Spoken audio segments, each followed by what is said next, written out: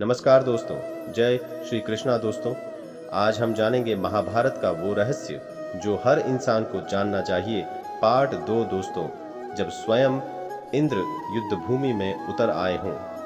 उनके बाणों की वर्षा से पांडव सेना कांप उठी। अर्जुन ने जब देखा कि उनकी सेना कमजोर पड़ रही है तो उन्होंने श्री कृष्ण से कहा, हे माधव, पितामह को देखकर मेरे हाथ फिर कांपने लगते हैं।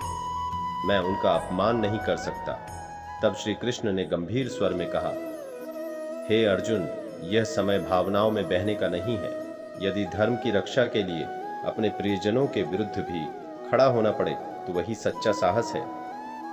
श्री कृष्ण की बात सुनकर अर्जुन ने गांडीव उठाया और पूरी शक्ति से युद्ध करना शुरू कर दिया। युद्ध के दिनों में श्री कृष्ण हर क्षण अर्जुन का मार्गदर्शन करते रहे। जब अर्जुन थक जाते तब श्री कृष्ण उन्हें धैर्य और साहस का स्मरण कराते। उन्होंने कहा, मनुष्य की सबसे बड़ी शक्ति उसका विश्वास है। जो स्वयं पर और भगवान पर विश्वास रखता है उसे संसार की कोई शक्ति पराजित नहीं कर सकती। अर्जुन ने पूछा, प्रभु, यदि कोई मनुष्य जीवन में बार बार असफल हो जाए तो क्या करे? श्री कृष्ण मुस्कुराए और बोले, असफलता केवल एक परीक्षा है। जो व्यक्ति गिरकर फिर उठ खड़ा होता है वही सच्चा विजेता कहलाता है। कभी हार मत मानो, क्योंकि हर अंधेरी रात के बाद नया सवेरा आता है। ये शब्द अर्जुन के हृदय में गहराई तक उतर गए। एक दिन युद्धभूमि में अर्जुन ने देखा कि दुर्योधन अहंकार में चूर होकर अपनी शक्ति का प्रदर्शन कर रहा है। तब श्री कृष्ण ने अर्जुन से कहा, अहंकार मनुष्य का सबसे बड़ा शत्रु है। जब मनुष्य अपने बल, धन और शक्ति पर घमंड करता है तब उसका पतन निश्चित हो जाता है। उन्होंने आगे कहा, जो विनम्र रहता है वही वास्तव में महान बनता है। नदी का जल हमेशा नीचे की ओर बहता है, इसलिए वह सबको जीवन देता है। उसी प्रकार विनम्र व्यक्ति ही संसार में सम्मान पाता है। अर्जुन समझ गए कि केवल युद्ध जीतना ही महानता नहीं है, बल्कि अपने भीतर नम्रता बनाए रखना भी आवश्यक है। युद्ध के बीच एक रात अर्जुन बहुत चिंतित बैठे थे। उन्होंने श्री कृष्ण से पूछा, हे केशव, मनुष्य को सबसे अधिक दुख किस कारण मिलता है? श्री कृष्ण ने उत्तर दिया, मनुष्य की इच्छाएं ही उसके दुख का कारण बनती हैं। जब इच्छाएं पूरी नहीं होती तब क्रोध जन्म लेता है और क्रोध से बुद्धि नष्ट हो जाती है। इसलिए जो व्यक्ति अपनी इच्छाओं को नियंत्रित कर लेता है वह जीवन में शांति प्राप्त कर लेता है। फिर उन्होंने कहा, सच्चा सुख बाहर की वस्तुओं में नहीं बल्कि अपने भीतर छिपा होता है। जो व्यक्ति अपने मन को शांत कर लेता है वही सबसे धनी और सुखी बनता है। अर्जुन गहराई से इन बातों को सुनते रहे। कुछ समय बाद अर्जुन ने देखा कि युद्ध में दोनों पक्षों के हजारों योद्धा मारे जा चुके हैं। उनके मन में फिर करुणा जागी। तब श्री कृष्ण बोले, हे पार्थ, यह संसार परिवर्तनशील है। यहाँ जो आया है उसे एक दिन जाना ही होगा। मृत्यु अंत नहीं बल्कि एक नए आरंभ का द्वार है। उन्होंने समझाया कि आत्मा अनंत है और परमात्मा का अंश है। शरीर मिट जाता है लेकिन आत्मा अपनी यात्रा जारी रखती है। श्री कृष्ण की दिव्य वाणी सुनकर अर्जुन का भय समाप्त होने लगा। उन्हें मृत्यु का रहस्य समझ आने लगा।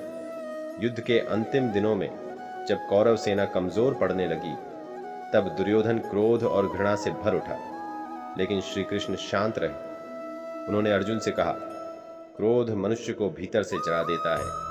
जो व्यक्ति क्रोध पर नियंत्रण पा लेता है वही सच्चा योद्धा है। फिर उन्होंने कहा, जीवन में धैर्य सबसे बड़ा अस्त्र है। कठिन परिस्थितियों में जो शांत रहता है वही सही निर्णय ले पाता है। अर्जुन अब पूरी तरह बदल चुके थे। पहले जो अर्जुन मोह और भय से घिरे थे, अब वही अर्जुन आत्मविश्वास और ज्ञान से भरे हुए थे। महाभारत का युद्ध समाप्त हुआ। पांडवों की विजय हुई, लेकिन युद्ध भूमि में चारों ओर विनाश का दृश्य था।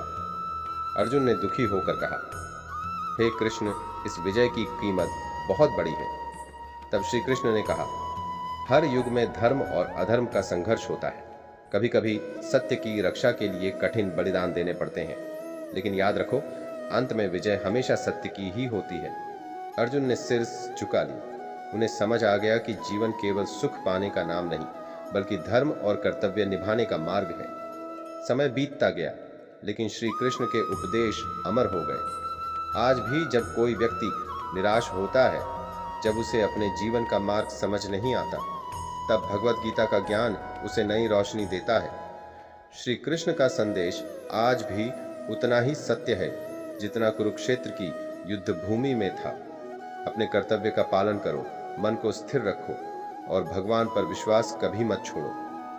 जो सत्य और धर्म के मार्ग पर चलता है, उसकी रक्षा स्वयं परमात्मा करते हैं। युद्ध समाप्त होने के बाद हस्तिनापुर में शांति तो लौट आई, लेकिन पांडवों के हृदय में युद्ध का दर्द अब भी जीवित था। महल में उत्सव का वातावरण था, फिर भी अर्जुन अक्सर अकेले बैठकर कुरुक्षेत्र की यादों में खो जाते थे। एक दिन उन्होंने श्री कृष्ण से कहा, हे माधव, हमने धर्म की रक्षा के लिए युद्ध तो जीत लिया, लेकिन इतने लोगों का विनाश देखकर मन अशांत हो जाता है। श्री कृष्ण ने शांत स्वर में उत्तर दिया, हे अर्जुन, संसार में हर कर्म का परिणाम होता है।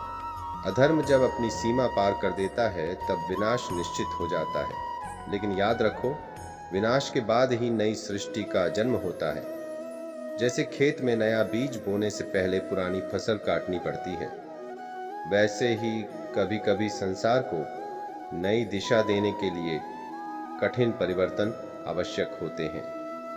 अर्जुन ध्यान से उनकी बातें सुनते रहे। एक दिन महल के बगीचे में चलते हुए अर्जुन ने पूछा, दोस्तों, पार्ट 3 के लिए सब्सक्राइब करें।